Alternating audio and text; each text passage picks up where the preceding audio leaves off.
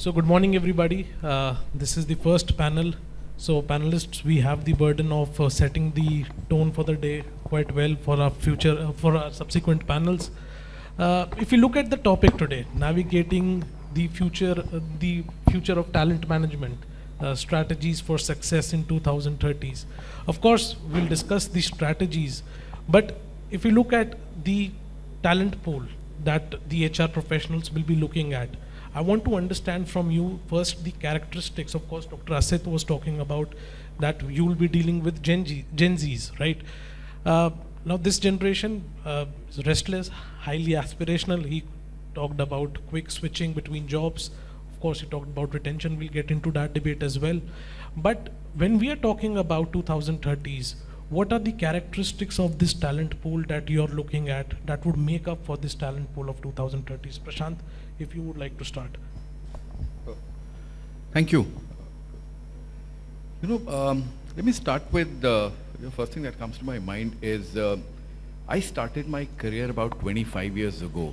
And I think when I look at the generation today and when I look back, not just at myself, but my colleagues who also started, the mindset wasn't actually very different. Many of us were as restless. Many of us were equally ambitious. The only thing I think which we missed out and what today's generation really has an advantage over is the ease of information available. Ease of connection, ease of network. But if I was to focus on a few, possibilities or characteristics of what this generation will look like, number one, the first thing that comes in my mind is I think their capability to look at not just solve problems, but look at problems and break down problems. Because in my company, I have a very large workforce, and that workforce is, I'm talking about 50,000 plus employees, some of which blue-collared, also white-collared.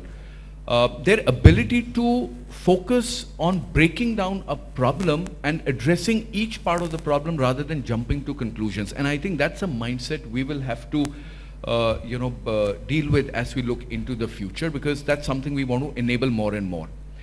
The other thing, I think this generation is going to continue to be far more connected, which the possibilities of networking about a decade ago, which we had, were perhaps far limited than what people have today. And we need to learn to be able to build on their networks, encourage building networks, build on their networks to identify solutions for the kind of problems, companies are, solving today. And the last, I think, which we don't want to take for granted, I heard earlier that, human touch, technology is going to continue to play more and more, important part. Today, the chatbot is going to be able to do a lot more than what we were able to do, even today or in the yesteryears. Picking on that, I think developing a mindset for people at various levels to build a mindset for technology.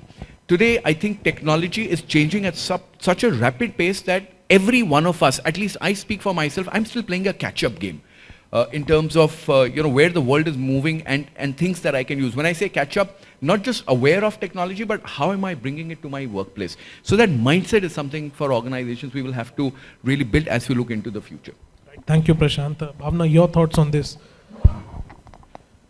The new generation right now is, they want to earn a lot of money, and they really want to have fast money. And they really are interested to want to become famous also. They are going to be a change. They have all, in this pandemic, they have shown that the employers that the work cannot be done without us. So practically we have to respect their ability also. And I think by 2030 there will be a lot of change, like our employees will want us to work as a partners rather than treated as an employees now. They would really want to have a change. They would like to give. I always believe it's the same. Initially when we started, we talk about Tatas and Aditya Birlas and everyone. There was always a give and take relationship between the employer and employees. I think that same culture is again evolving right now. It's again coming back. And the employees are going to expect the same thing what They used to do that. Thank you, Bhavna. Kamaljeet, your thoughts? Hi. When we're talking about the new generation, I think the new generation is all beside us. You know, when I look back, we have kids in our home. We have friends, families who are grappling with the issues of teenagers. Let me give some thoughts what I feel, what's missing and what they'll be doing really good. And I feel that 7 years hence and as future or parents, community, I think we owe it to building those skills that will really make these people very successful. So I agree with my fellow colleagues. I think with the chat GPT getting technology savvy, I think they'll be way ahead. And I think what we really probably missed, or I would say catching up the power of social capital, I think this generation would be very, very good at it. What I really see, and this is the time that we owe to kind of build some skills in the generation coming ahead, and I feel that the organizations would need that most, is building resilience. I think somebody talked about it, but as I see, I think a lot of things that come in very easy for this generation. The fast ratification and then getting bored by the things that they're doing. I think the ability to manage and cope with failures and uncertainty is something that will really, really need to be built. And I think it starts from us as a community, as a parent community, as a teacher community, as a mentor community, to build that skill in our generation. I think the second most important thing, if we look around, is what's happening in the colleges, in the schools, and in early years of building careers. I think it's about whole drive of building a very purposeful community. Very small in the age, I think these days schools and colleges are talking about not to fire crackers, they're talking about sustainable planet, and I'm sure all of you would relate to it, right? So I think the new generation is going to be connected with companies and organizations that have a very purposeful goal towards a sustainable planet. And I think that is something going to be far greater. Last but not the least, I feel that the new generation, the whole workforce, I think the whole mindset, I mean, when I was looking at 2030, I think we're going to be like 7 years older, right? So it changes the mindset. I think they are looking at a balance in life, purpose with balance. So I think the whole construct of this talent is going to be, I feel is going to be totally changing, you know. Nowhere you will be looking at, like a 9 to 6 kind of job, or only focusing on certain skills. I think skills are also going to be very diversified, and they're going to play an important role wherever they feel that skills are going to be utilized. So that's what I feel, about the new generation. Right. Thank you, Kamaljeet. Vikramjeet, how do you see the future talent pool of the 2030s based on your observations? Yeah. So, hi everyone. I think my panelists have touched upon a lot of things. Let me add another dimension to, and since we are talking in context of 2030, right? And then in the previous talk, we saw 5.0 social, and all that. If you look at the world, the Asia Pacific or the rest of the world, they will have most likely a talent deficit. However, there are enough and more reports where India would have a surplus of talent in 2030s. But with that, the challenges we will also have is, or rather are going to be in terms of job creation or employability, right? So while on one hand we will say that, hey, as a country, because of our demographics, we have a large talent pool, but the employability will be a big question. And we all know, as HR people, I'm sure everybody in the room, we all know that even today, we struggle. Let's say the talent pool, the system that is churning out the talent pool, adaptability or readiness, for your organization. That's a problem we face even today, And then 7 years down the line, in the 30s decade, it's only going to become even, multifold, as a challenge. So I think the organizations will be, And at the same time, we just literally came out of a pandemic, and it put a stress on decision making, on leadership, right? Everybody had to evolve. None of us, claimed that, hey, I know how to deal with a pandemic, right? Everybody literally evolved through the situation, tried, so it demanded a whole lot of new skills, new sort of, capabilities, competencies. So 30s with all those challenges will also demand, new set of competencies, for the leaders also, from that perspective. Right. So, all of you have very well elaborated as to what the talent pool of 2030s would look like. Of course, Prashant also addressed some of the things that the HR professionals would do or would need to do, to cope up with that pool. Vikramji, you elaborated the challenges. Now, if we come to the second question, where we are talking about HR professionals, transforming their organizations to address these challenges, how would you do that? Well, I would start with my own team first, I mean, before you can even think of solving a problem, you have to have a very realistic and a fair assessment that do you have the capability to do it, So that the whole shift revolves around your own readiness, first of all. And that readiness comes from, being totally clued to, what when you talk about problem solving approach, right? What exactly are you, trying to address? Because on the surface, you can see a lot of symptoms, but what exactly is causing it? The context of all those things. So like I said, leadership, and in 2030s, gig economy, contingent workers, that will be, a major share of your workforce, right? Organizations will be, on one hand, we will be dealing with the internal workforce, the internal geographical distribution, the internal reskilling, upskilling, but at the same time, the external, managing contingent workers and all that. So how are, or rather, how would an organization align themselves or be ready to enforce, the whole, let's say, policies, framework, growth, development around a diverse set of, population? It is there today, but I think the share of that, your permanent workers versus contingent versus maybe, ageless interns, will be even more, as you go along in 2030. So that will be a big shift. Right, thank you. Kamaljeet, if you would like to add to Vikramjeet's point as to what would be the need of the hour, to address the opportunities and the challenges that you just mentioned for this talent pool. Yeah, I think the whole talent management strategy is going to be dependent upon, from an organization point of view, is how do we look at the business in next 5 to 6 years.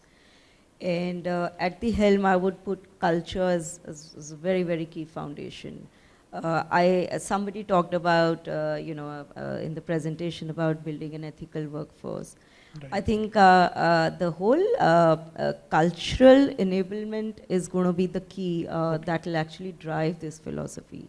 Having said so, it's always imperative for a business to identify the key levers or the key roles or a talent, the roles that really create value. And how do you continuously allocate and reallocate talent into those value-driving roles is going to be the key. And for that, I think one of the challenges for us would be that how do we identify, develop, groom, even look at people who are going to be creating that roles. And the challenge is that some of the roles you would know, but having said so, they'd be carving out of new roles. Right. So continuously churning out, scanning those roles that are going to be key value drivers, filling up those roles is going to be the challenge.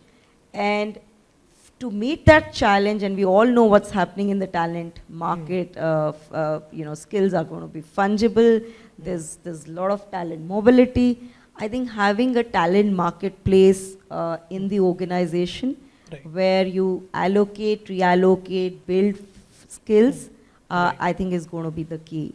And the talent management framework is going to revolve around with the right talent moves that will really create value for the business. Right. Thank you, Kamalji.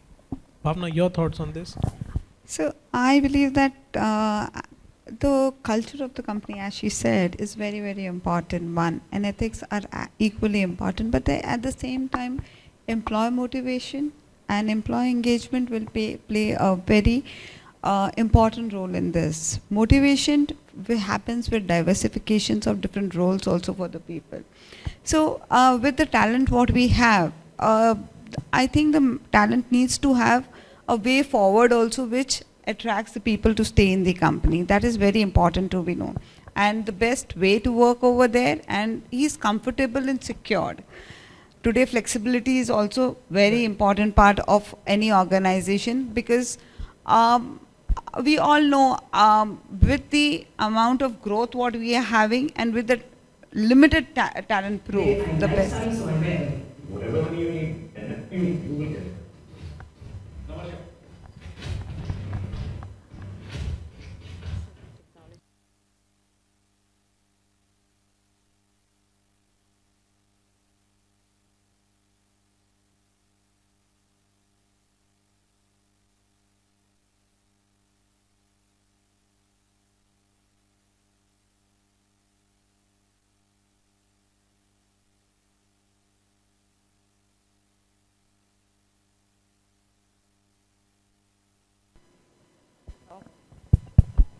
Back, yeah.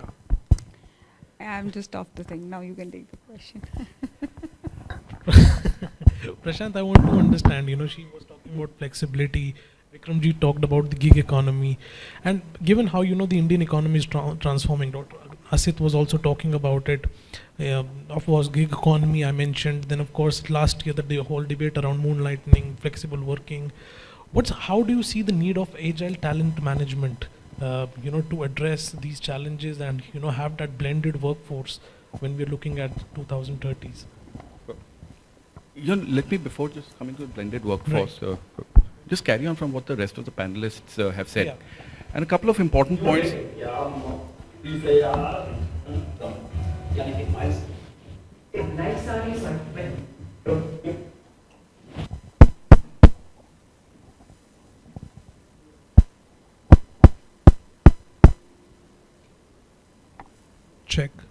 Check.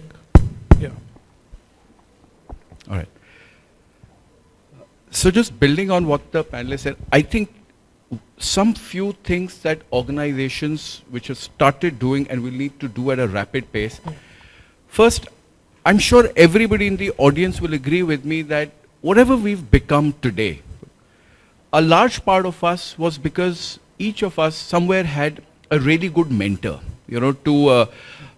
to show us the ropes, to show us how to do things. But that's what mentoring was really limited to. Unlike our times, today's generation, if you ask me personally, doesn't need so much of mentoring because they know how to do things much better than us. But what they need and what organizations need to build is a culture of coaching. Okay? Because the fundamentals of a good human being were the same 100 years ago, were the same 50 years ago, and is the same today. And similarly, a fundamental of a good leader was the same, decades ago, even today. How are we passing on some of those leadership attributes in such a cluttered world today over to the people so that they're ready by 2030s to be able to take responsibilities at a far younger age than what we did? So first thing is building a culture of coaching, which is beyond mentoring, not showing them what to do, but involving them or getting deeper into what are the issues that they're facing. Number two, decluttering for them, because I think we're living in such a cluttered world and technology has only added to the clutter. Simplifying things for them, because the way the world is progressing, there's going to be far more need for simplification. The third thing, I think, which is going to be extremely important, and I go back to that, maybe perhaps because of my 2 decades of career in hospitality, inculcating a seva bhav. I read service orientation earlier. I think, for me, a fundamental, characteristic of a leader or a human being is that seva bhav. And how do we, coming from such a strong, rich heritage of our Indian culture, take that forward in everything that we do, not just for the customer, but for each other. Coming to the gig workforce, what you asked, So I currently employ close to about 15,000 gig workforce, on a daily basis. So I have a, strong headcount or a large headcount of on-roll. Off-roll, my on-roll and off-roll constitute about 60,000 odd people and another 15,000 gig. Now when I say gig, a lot of my delivery partners, because my business has different verticals. We have delivery partners for, Amazon and the likes of Flipkart, Meesho. We run warehouses, we run transportation, trucking. We also run, courier and digital. Now, gig workforce, my last mile delivery. Today, given that 15,000, the policies and the scope is very different, okay? And in some cases, I'm even offering the gig workforce a little more than what I'm offering my, beg your pardon, my even on-roll people. And that's what it's going to take, because this is a very dynamic workforce. I am first, I think, as as an organization, comfortable that somebody is going to be working for me for half day, and the other half day the person may be delivering for a Swiggy or a Zomato. But the time that he's spending with me, do my values matter to him? When I say values, my organization's values, does my organization interest him enough to spend more time with me than with somebody else? Some of that is going to be addressed through benefits. Some of that is going to be addressed through compensation. But much of it is going to be addressed by how does she or he look at the kind of opportunities to grow, through this business, grow financially, grow personally and professionally in terms of, career opportunities with the company. And at the same time, how do you distinguish yourself as an organization in such a crowded market today, where whether it's IT, whether it's logistics for me, whether it's healthcare, it's the same pool of talent. Today that talent is with you, tomorrow that talent is with me. How or what kind of a mindset do we have in terms of dealing with that? And at one point of time, there's not much we're going to be able to distinguish between benefits, because you do it today, I'm going to do it tomorrow. I do it today, she's going to do it tomorrow. So in that, keeping the employee, no longer the organization at the center, keeping the employee in the center and all the organizations around them, what are you going to do to be able to attract and retain these people from a sustainable perspective? That's my take on that. Right. Thank you, Prashant, for summing that beautifully. In fact, one of the things, key takeaways from me was that about inculcating Seva Bhav, and clearly you mentioned that that was because of your background in the hospitality industry. A few months back, our hotelier vertical, BW Hotelier, was having their Indian Hospitality Awards, and top hoteliers from the country, they mentioned this single thing, that today one of the reasons we are seeing a lack of talent in hospitality schools, it's because this generation is lacking that Seva Bhav. Bhavna, if you would like to add on the agile talent management strategies. So we're talking about the gig management over here. I think gig workers are become a big disruption for this industry altogether. It's not gig workers is not going to work. It's a very big workforce and it has a good future, a great future in India. But there has to be a lot of changes which it needs to be coming. They are not compliant. Those things have to be changed drastically.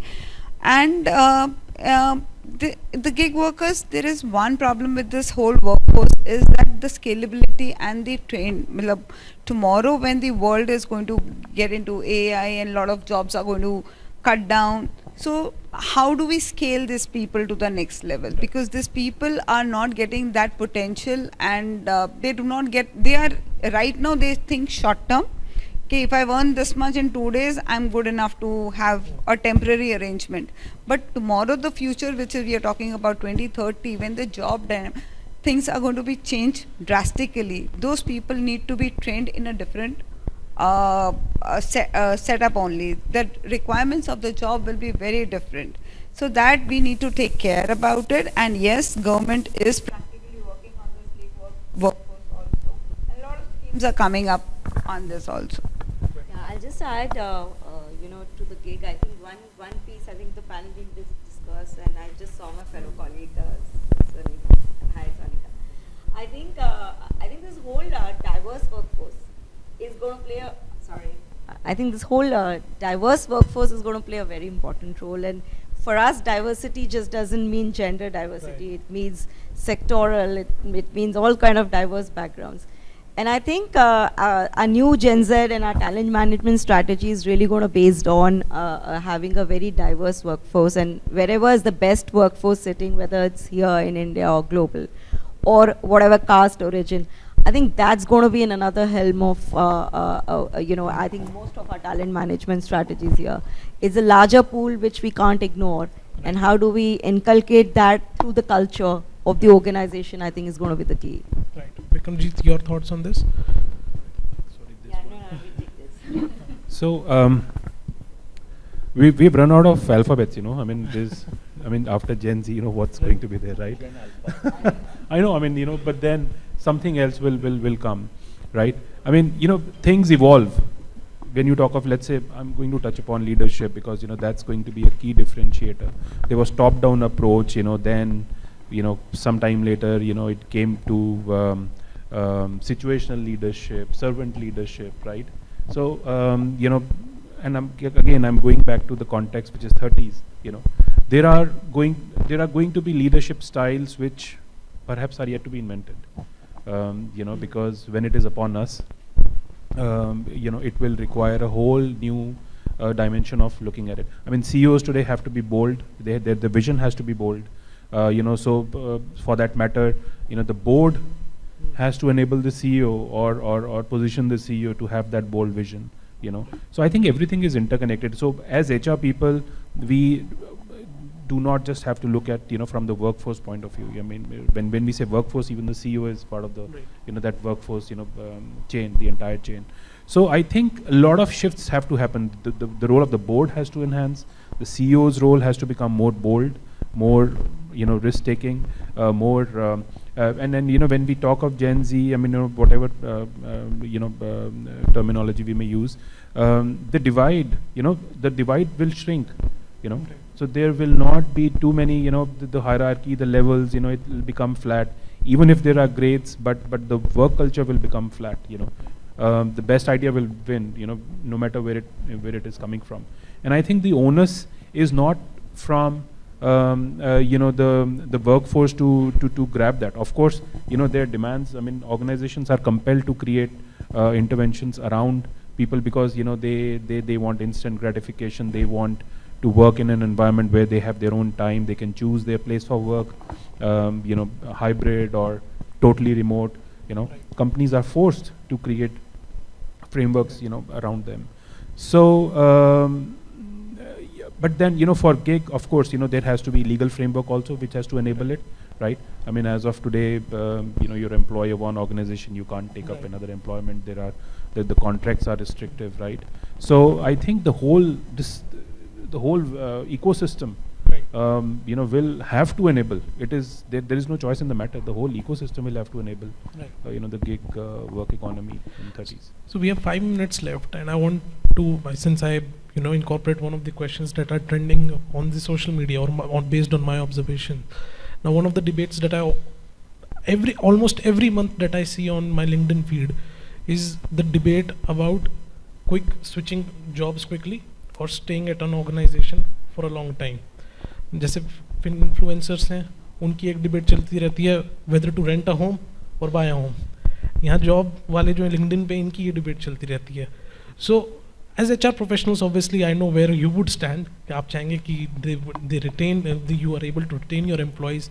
But for the long term, when we're talking about retaining employees, what would be your agenda for reskilling them?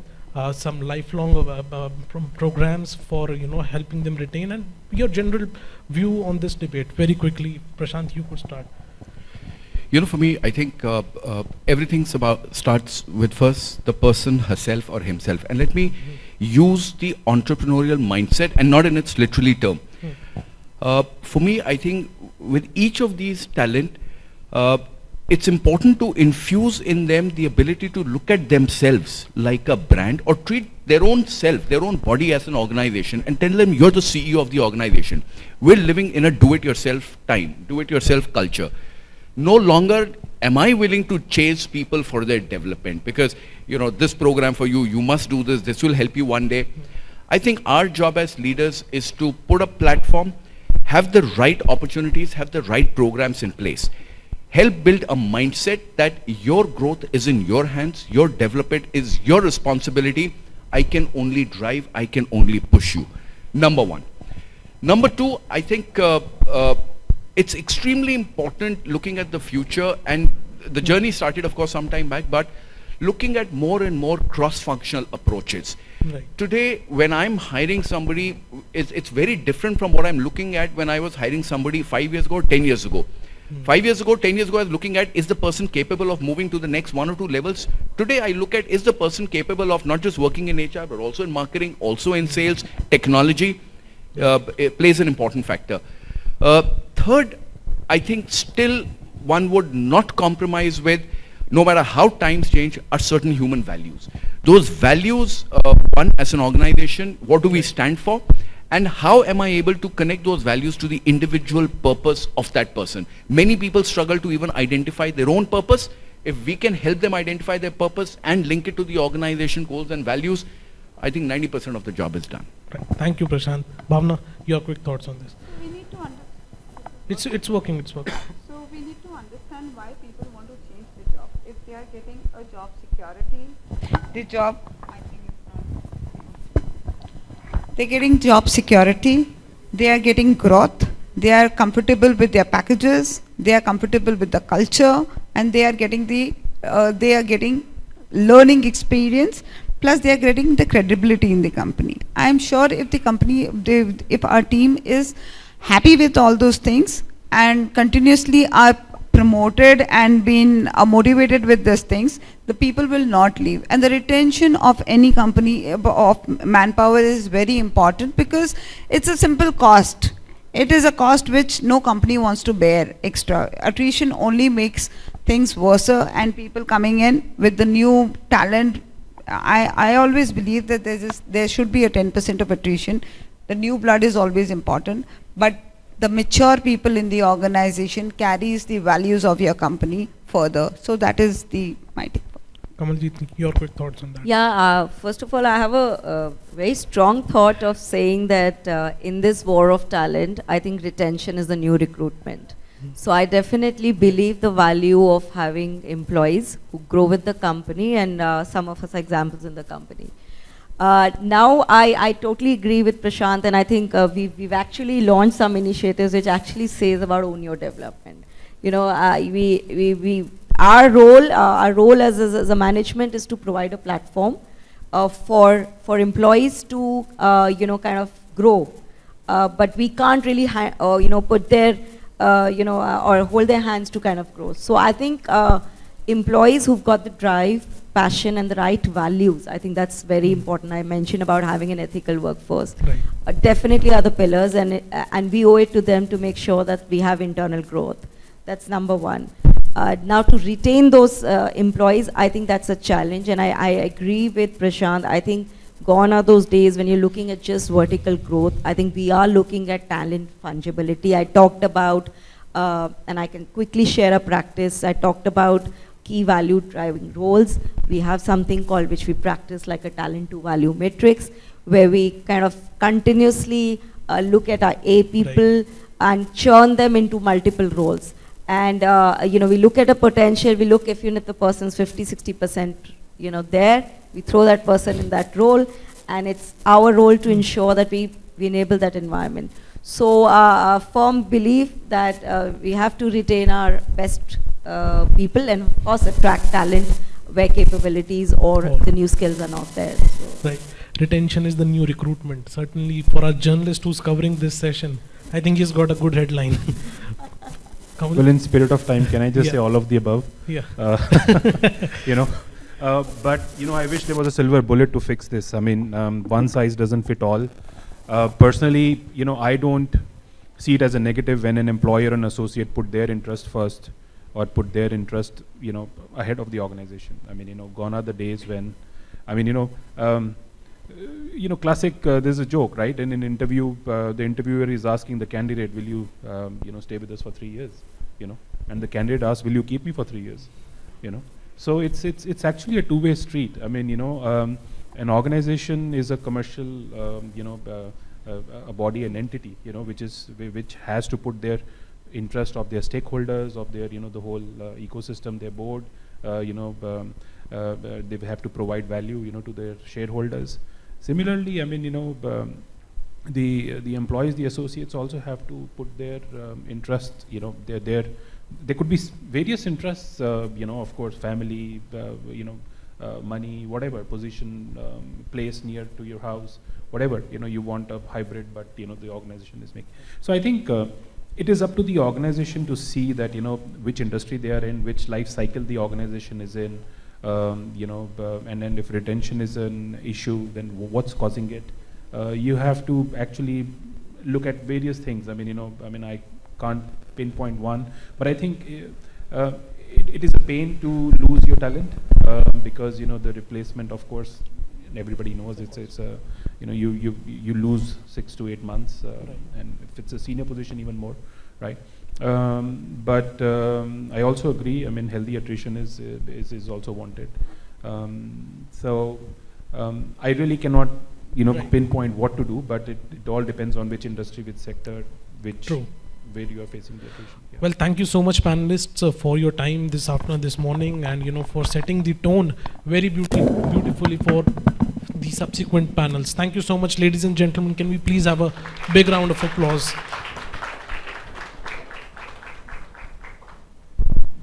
Thank you so much. A picture, please.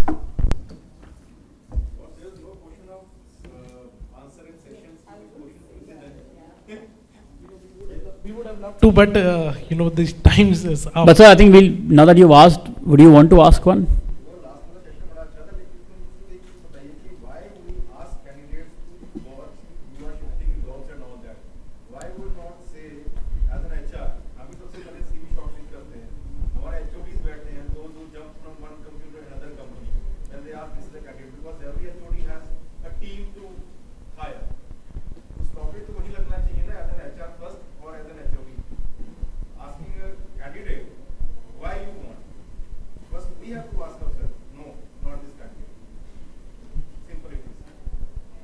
So that's a point, right, that you made?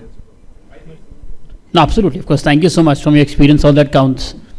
Anybody else who wishes to ask a question now that we've started with the Q&A? किसी के पास कोई सवाल? Because you really want to make sure that at least whatever's coming through should be answered. You wish to, sir? Then we'll take one.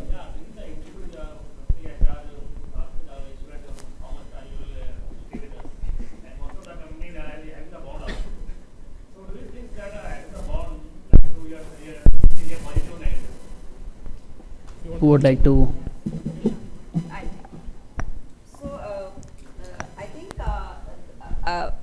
think I've not come across many cases where every organization would like to have a bond with the employee, and I feel the bond should be more psychological. Every other contract is like as good as a contract. But having said so, where cases where the company is probably issuing a bond could also be very very case specific in terms of whether that there are some patent or specific benefit that's been given to an employee that could value that could justify the value of that bond. So I would say in general, and correct me my fellow colleagues, we don't look at giving bonds to people in terms of having them at the employment. If it's a case-to-case basis, I think it will actually come on as to what's the value the bond is generating and what's the importance of that bond. So never really come across such practices. Right? Prashant, sir. I just quickly add on to that. I completely agree with what both of you said. I think as HR, first of all, we need to come out from the bias that the person's only spent 1 year, 2 years in an organization. Why are you moving so fast? We need to ask another question to ourselves is how are our systems, our learning systems progressed where if it took 3 to 4 months for a person to settle in a company, how quickly can I settle the individual in about 3 to 4 weeks time? And even if the person works with me for, let's say, about a year, I can have full productivity. Moving forward, the question is more going to be towards productivity and the value a person added in an organization, not the tenure.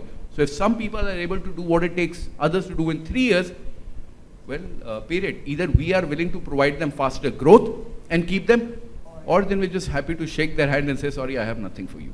That's the new reality. Thank you, Prashant. Bonds are completely outdated. Bonds are no. You know, if you ask me if I would want to join a company as a young individual, don't look at my gray hair, I would surely say no, I wouldn't want to sign a bond. If you ask me, my personal opinion, no matter give me how much money you would want to spend on me, etc., I would simply say, Practically, bonds have no value right now so much. So, if a candidate, how much are you going to go to the court, or how much are you going to take a legal action? It is not worth it. So, it's better to have a. And why do you want to restrict yourself to have a good talent and lose because of the bond? That is the biggest thing. Because of bond, many of the talented people will not join. And why do you want to lose that? I'll just quickly add, you know, the bond question is not about, it's not about right or wrong, right? You could be investing in a colleague or an associate, you could be sending them as an expat somewhere, a niche position, a specific position, a new market, leading a new vertical, right? And you are accepting their terms, right? It all depends on that individual negotiation. You know, if you are accepting a lot of terms that the associate is demanding, in return, you know, you want some assurance that the person will stay and, you know, will take that agenda further, you know, maybe developing a new product, new market, whatever it is. So I think your point is it's not about right or wrong. Generally, you know, bond as a restrictive practice is outdated, but it may be introduced for very specific niche or, you know, roles or demands of, depending on the demands of the role.